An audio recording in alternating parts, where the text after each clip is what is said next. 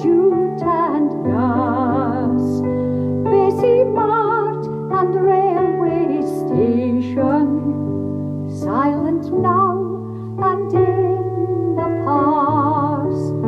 From all the places I have been, it's here that I return, for it warms my heart each time I see the bonny Alyth burn.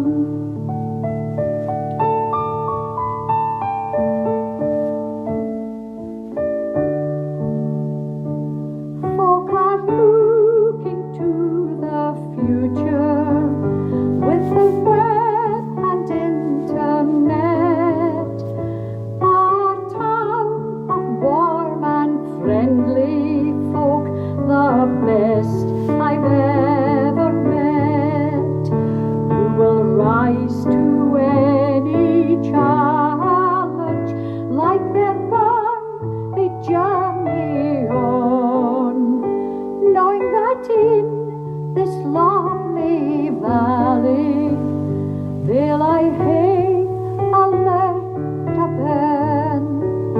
From all the places I have been, it's here that I return, for it warms my heart each time I see the bonny Alyth burn.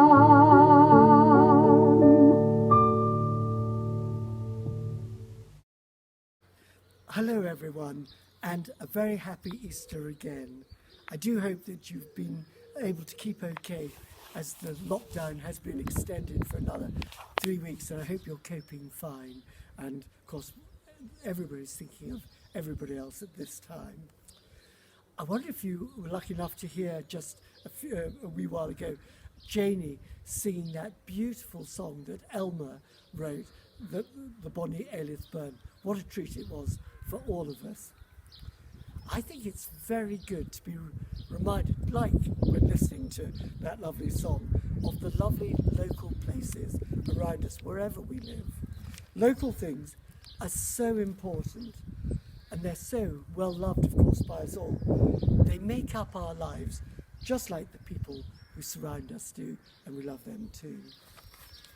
So let's listen now to one of the great Easter stories that is all about the locality that people lived into, and it's going to be read to us by Stuart.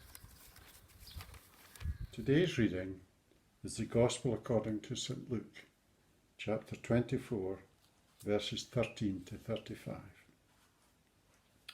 The walk to Emmaus.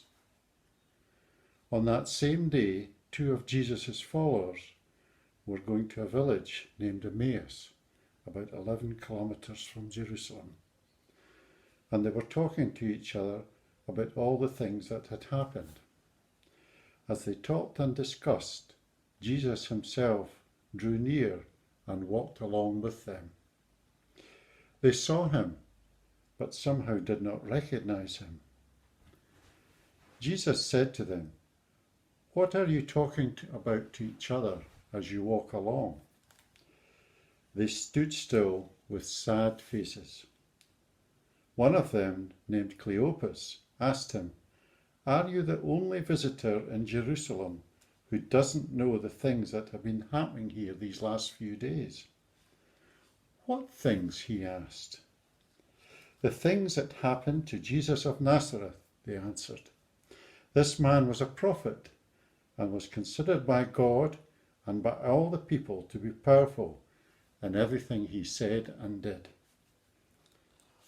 Our chief priests and rulers handed him over to be sentenced to death, and he was crucified. And we had hoped that he would be the one who was going to set Israel free. Besides all that, this is now the 3rd day since it happened. Some of the women of our group surprised us. They went at dawn to the tomb, but could not find his body. They came back saying they had seen a vision of angels who told them that he is alive. Some of our group went to the tomb and found it exactly as the woman had said, but they did not see him. Then Jesus said to them, "How foolish you are, how slow you are to believe everything the prophets said. Was it not necessary for the Messiah to suffer these things and then to enter his glory?" And Jesus explained to them what was said about himself in all the scriptures, beginning with the books of Moses and the writings of all the prophets. As they came near the village to which they were going, Jesus acted as if he were going further. But they held him back, saying, "Stay with us, the day is almost over, and it is getting dark." So he went in to stay with them. He sat down to eat with them, took the bread, and said the blessing. Then he broke the bread and gave it to them. Then their eyes were opened, and they recognized him, but he disappeared from their sight. They said to each other, "Wasn't it like a fire burning in us when he talked to us on the road and explained the scriptures to us?" They got up at once and went back to Jerusalem, where they found the 11 disciples gathered together with the others and saying, "The Lord is risen indeed. He has appeared to Simon." The two then explained to them what had happened on the road and how they had recognized the Lord when he broke the bread. God bless these holy readings. Thanks very much, Stuart, for that marvellous reading. You know, that's actually my favourite story in the whole Bible. If I had to pick a top 10 story, that would be number one of the whole Bible. I love that so much. Just as we know and we love our locality, so Cleopas and his friend would have known every inch of the 7 or so miles that made up the way from Jerusalem to Emmaus.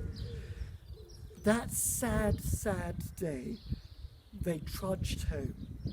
Their hopes had been dashed. Their leader, our Lord Jesus, had been crucified and seemed to have died. And everything that they'd stood for had come to nothing. What a shame it was. And then, on that journey down the road, they came across a stranger and they got chatting, and then they invited him home and they shared a meal with him, and everything changed. Cleopas and his friend were absolutely transformed. They had renewed hope, they had life surging back in them, and they rushed back along the road back to Jerusalem to tell the other friends of Jesus what had happened. Life began again. The other thing I love about that story is that it was only when Cleopas and his friend invited Jesus back into their house and actually shared a meal with them. In the act of sharing, suddenly their eyes were open to who it was who was sharing with them. And that, I think, is a great lesson for me and for everyone. It's so good to share, isn't it? We can meet God in that act. It's a very local and it's a very human story, and it's full of great potential and hopefulness. Here's a short prayer that we could pray now. Let us pray. Dear Lord God, thank you for all the places and all the people who we live among and we see every day and which we love. Help us never ever to take places or people for granted. They truly are sent to God for us. Help us to share when we can, and in doing so, to receive you into our midst with your love, your care, and that extraordinary touch of the divine. Bless everyone this week who is very ill round the world, and everyone who is caring for them so bravely. Bless everyone who mourns someone they loved who's gone from them, and be with everyone who is fearful at this time. We ask that you will protect and bless all who are in any danger, and fill us all with your friendship, the friendship of our Lord Jesus Christ. Amen. Well, best wishes and blessings to you and to everyone you love, wherever you are. Goodbye.